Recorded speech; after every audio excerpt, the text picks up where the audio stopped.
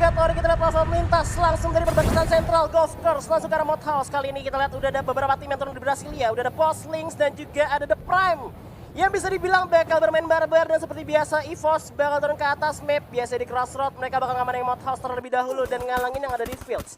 Cuman cukup bahaya kalau misalnya gue lihat karena Sam Trin sendiri bakal ada melipir ke belakang dan ngelihat posisinya Vision ke arah tim RRQ yang turun di Fields. Ya, ini cukup menarik ya kalau misalnya lu lihat tadi gimana EVOS turun dan mereka coba untuk ngambil looting secara berjauhan. Dengan kata lain mereka tahu keadaan tim-tim yang udah turun sebelumnya karena mereka turun terakhir, dan ini bakal bagus banget karena dengan looting berjauhan mereka bakal dapat looting yang cukup maksimal. Dan kalau kita ngelihat gaya permainan EVOS sendiri tadi gimana dia bergerak dari pinggir, coba cari kill, point kill yang banyak seperti yang udah lu mention sebelumnya. Point kill itu krusial banget untuk perhitungan poin yang sekarang, dan ini bakal jadi satu lagi momentum yang bagus kalau misalnya EVOS bisa bermain seperti di ronde pertama.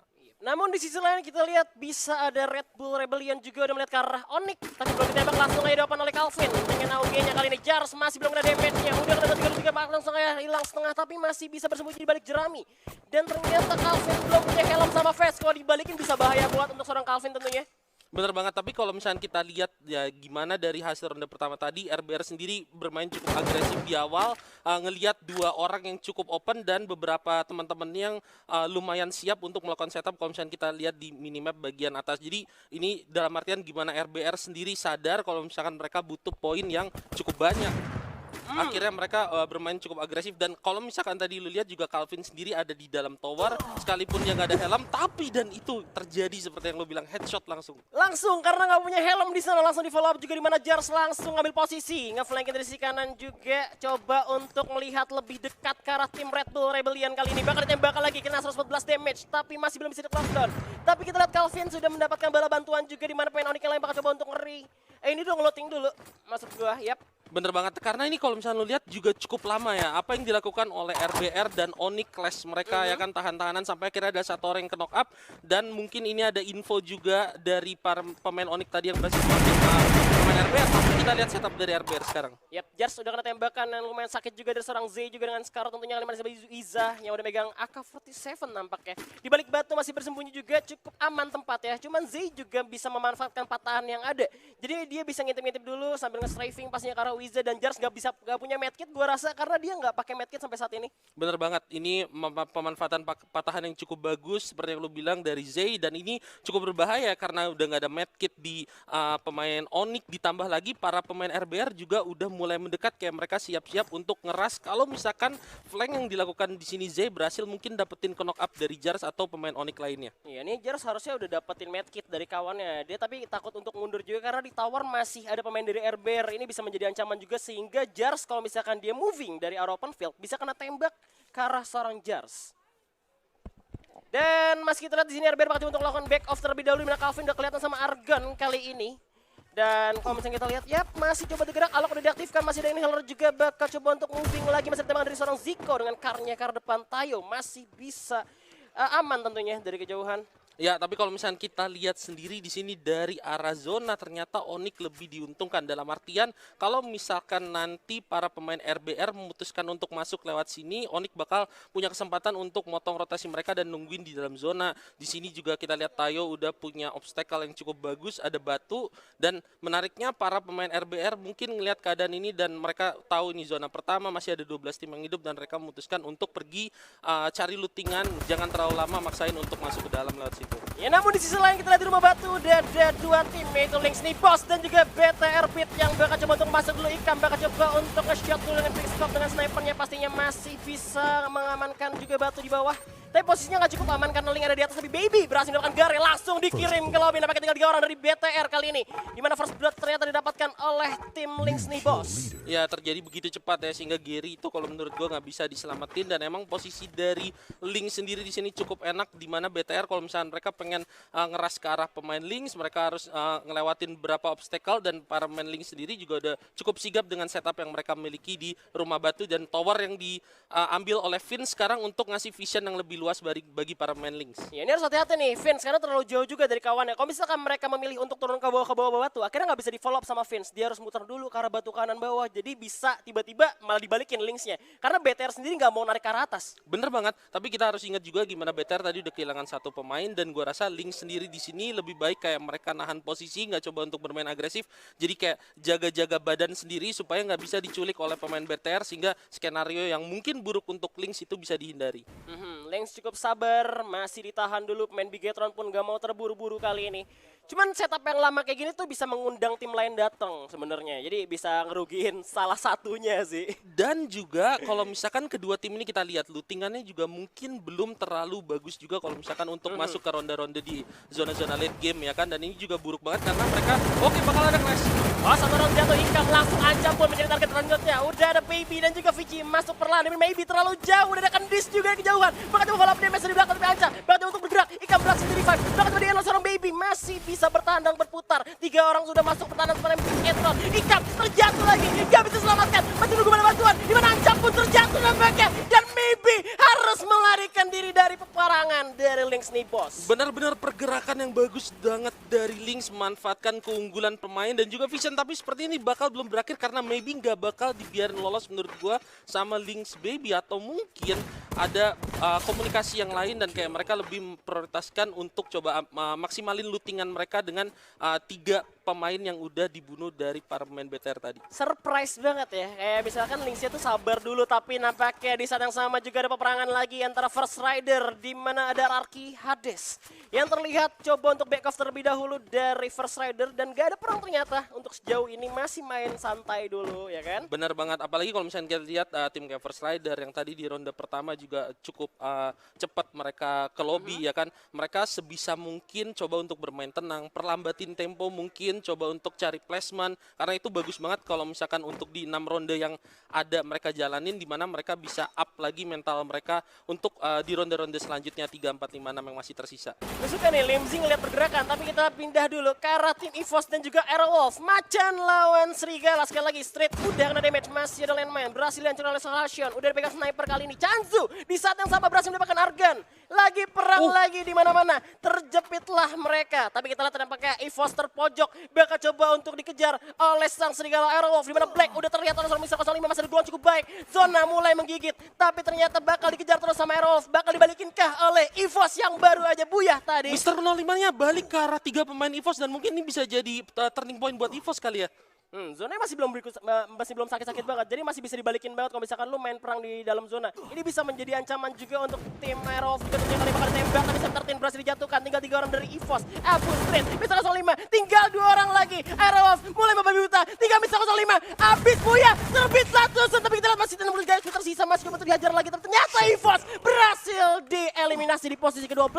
Wow, luar biasa banget. Aero kuncinya ada di mana ketika Mr. Sam 13 tadi ke knockdown dan mereka gak nyanyain momentum itu. Ada juga tadi pemain Aero yang ngeliat ngespot Mr. 05 jalan lumayan jauh dan gak bisa nge-backup teman-teman yang ada di balik rumah, dalam rumah, dan akhirnya momentum itu dimanfaatin dan mereka berhasil ngeratain EVOS. Yep, tapi di sisi lain kita lihat di Brasilia udah ada perang lagi antara The Prime dan juga Louvre. Kali ini di sisi lain juga ada Bos dan juga Onyx, ada Ararki juga. Lynx nih bos juga masih ada di luar. Cukup ramai nampaknya di Brasilia kali ini. Ya bener banget, udah ada 1, 2, 3, 4 dan kalau misalnya ada Lynx dan FR juga kurang lebih ada 4 tim di Brasilia dan di sebelah kanannya ada 2 tim yaitu Lynx dan First Rider. Ini bakal tricky kalau misalkan zonanya itu mental ke arah sebelah kiri dan ada beberapa tim yang harus ngelewatin Brasilia yang cukup ramai kalau misalkan. Oh, tapi ternyata zonanya cukup memihak sama First Rider dan kita harus ingat First Rider adalah salah satu tim yang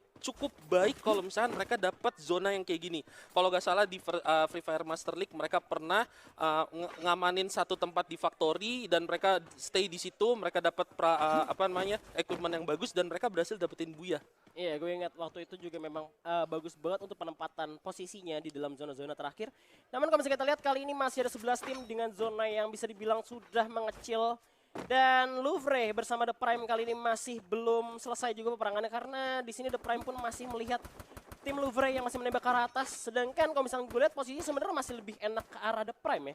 Kalau misalkan mereka nggak mau maksa untuk masuk. Iya bener, tapi kalau gue gak salah mereka juga harus hati-hati karena di sekitarnya ada tim yang lumayan dekat sama mereka dan kalau misalnya mereka nahan lama-lama kayak gini mereka bisa jadi korban third party. Kalau menurut gue ini juga salah satu hal yang harus diperhitungkan karena zonanya tadi juga udah kelihatan bergerak ke arah kanan. Mungkin mereka bisa mutusin antara mereka mau jalan atau enggak, tapi satu orang main The Prime di situ udah di knockdown. Oke, bakal coba untuk merebut teritori. Nampaknya kali ini di The Prime udah setup 2 orang Dix dan juga satu pemain lagi di sebelah kanan atas. Di mana udah program ada flashbang juga dilakukan. Udah ada keluaran cukup baik dari seorang Dix juga Limzy. Backup fire yang cukup baik. Jay berhasil dijatuhkan. Nampaknya dengan granat satu orang pemain dari The Prime. Udah tembak lagi dari Prime. Bakal memberikan shotgun yang masih belum bisa. Tembakan balasan. Masih bisa dijatuhkan. Keluar yang cukup baik tapi nggak bisa menyelamatkan tim Louvre pun harus tereliminasi di posisi ke-11.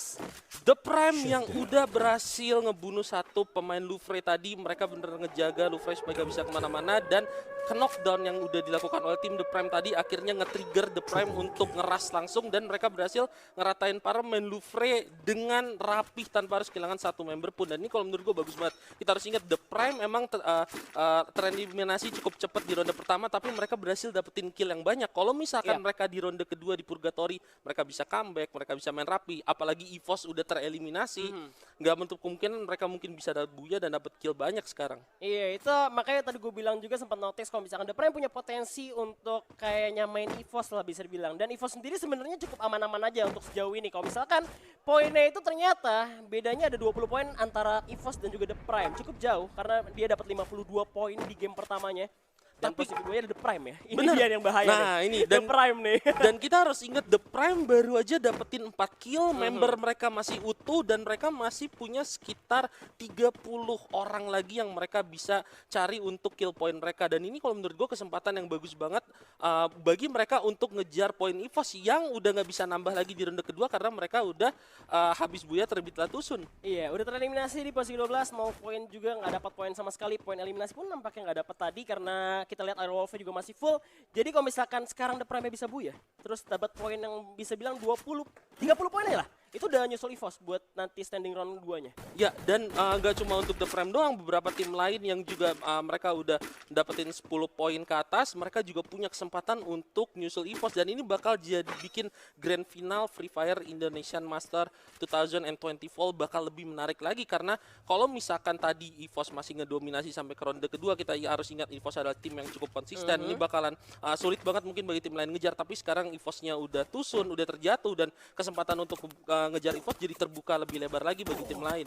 Yap, dan pemain Onyx pun udah terkena tembakan tapi kita tayo dengan sang julukan Pangeran Headshot berhasil ngejatuhin satu pemain dari RRQ, masih bisa di follow up juga. Cuman gue bisa tahu di sini RRQ pastinya nggak pakai info box juga, mereka berharap zonanya bakal ada di rumah batu dan bisa menjadi senjata makan tuan juga karena mereka harus turun dengan patahan yang cukup sakit kalau misalkan lu jalan nggak miring, kalau jalan ke bawah tiba-tiba di bawah ada orang nggak bisa masang gluol ya kan, kalau misalkan nggak miring tiba-tiba kena damage agak serba salah, dan harus pelan-pelan juga untuk turun ke bawah. Tapi kita The Prime udah diletakkan granat, Boss Nightmare nampaknya akan memberikan mimpi buruk ke arah tim The Prime kali ini, dimana OG masih terjatuh menunggu bala bantuan juga. Limzy bakal jatuh backup fire dari belakang kah, masuk dalam rumah dan ternyata OG masih belum bisa di revive, langsung saja dilakukan oleh seorang pemain dari The Prime. Ya, sama-sama udah knockdown satu orang tapi bakal berlanjut lagi fight-nya. Ya bakal di all in juga, ada MK dengan shotgun yang berhasil menjatuhkan seorang OG sekali lagi. Bakal tembakan lagi, satu orang udah jatuh karena tinggal 2 orang dari The Prime, masih ada jump shot lagi. Dimana Fear berhasil dieliminasi nampaknya. Dan Riza udah sekarang, bakal tunggu Emerald dulu. Masih ada Hi dengan shotgunnya, gak bisa jatuh pemain dari The Prime, masih kokoh. Tinggal 2 orang lagi, karena Dix berhasil melakukan bakal balasan ke arah tim Boss Nightmare. Wow, dan kita lihat sekarang ada perang antara Riza, Emgad dan juga Dix ya. Ini lumayan oke banget menurut gue di mana para pemain The Prime tadi putuskan untuk melakukan shutdown langsung supaya poin kill mereka nggak hilang kalau misalkan pemain yang melakukan knock itu dibunuh ya. Dan sekarang 2 lawan 2, The Prime-nya sendiri ada di luar rumah dan mereka punya kesempatan yang cukup enak untuk kempung. Tapi kita harus ingat di atas ada tim yang bisa aja potensi mendekat ke arah para pemain boss dan juga The Prime. Ini dia Dex, clutch or kick, tapi ternyata langsung di kick. Langsung aja di posisi ke-10, 9. Tinggal Big Get dan Beat pun menyusul karena Maybe pun terjatuh. Tinggal 8 tim tersisa karena ada pelontar dari Guns nampaknya yang coba untuk menentukan lawan. Lajar ke arah tim RBR kali ini. Masih dia dari Pio, tapi kita lihat Guns dengan pelontaran lagi. lagi-lagi mendapatkan korbannya. Pio nembak lagi ke atas, dapat satu lagi seorang Z berhasil jatuhkan. Masih ada camping lagi, ada gol yang cukup banyak. Kita lihat ada ini harus dilakukan oleh seorang Pio bergerak sebelah kanan. Coba untuk jump shot lagi, prediksi shot ke Free Fire aja. Tapi kita lihat ternyata ada Kafu yang dia sendiri dan bakal diudak-udak. Dikejar terus sama pemain Aura. Ini dia Aura Fire. Aura yang mana bang? Di sini Aura bakal masuk lagi dan Red Bull Rebellion berhasil eliminasi di posisi ke-8.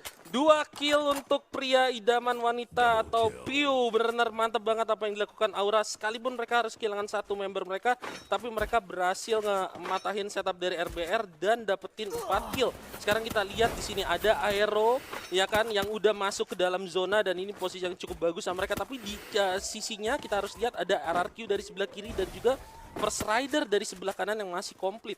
Iya, Lynx nih bos, udah aman-aman aja di rumah batu. Tapi kita lihat Aerowolf langsung ada pelontar, duar, gak kena siapa-siapa. Sekali lagi, duar, masih ada gol yang dihantam oleh seorang back. Ada Groza, ditembak kayak langsung, masih belum bisa memberikan damage karena Lynx masih cukup aman. Tapi kita lihat di luar masih banyak banget tim yang tersisa karena masih ada 7 tim lagi kali ini. Ya ini kalau nggak salah rumah batu di awal yang dimana para pemain Lynx tadi itu udah berhasil ngebunuh beberapa orang ya dan dapetin kill point dan mereka cukup lama bertahan di sini ya kan dengan perlengkapan yang mereka punya, dan ini kalau menurut gue bakalan cukup sulit kalau misalkan mereka bisa diserang dari berbagai arah ya.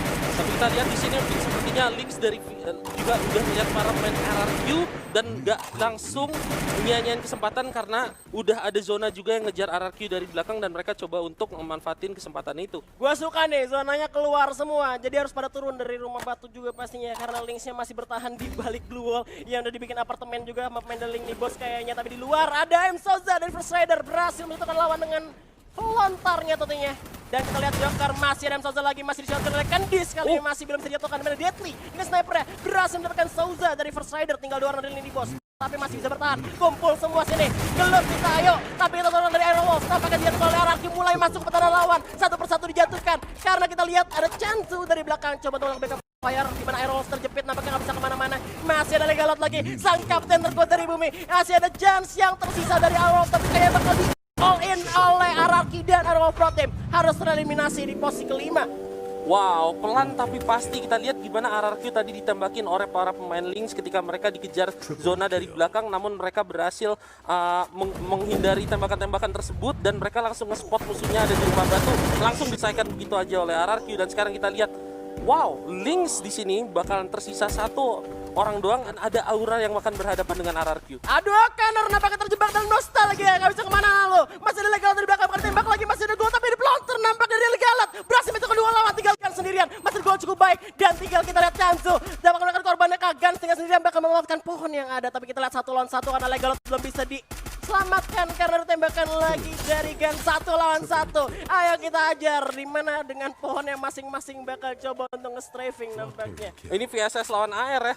Iya, VSS Wow. kebakar-bakar tapi nih. Tinggal kita lihat nih, glue wall-nya ada 1 nih, Chansu nih. Tapi Gans nggak punya glue wall, sedangkan Gans megang shotgun, Chansu ada shotgun juga. Oke, Oke. sama-sama adil aja lah ya. Benar. Tinggal zonanya narik ke siapa nih. Alok diaktifkan, masih ada gua, bakal Mexican untuk stand maju. off. Granat disiapkan, bakal dilontarkan ke arah depan, masih ada PD banget. Dan Aura Esport pun rata karena RRQ mendapatkan booyah di game kedua kali ini. Jump shoot dan booyah dari Chansu, benar-benar play yang bagus banget, kayak dia benar-benar yakin dia pertaruhkan segala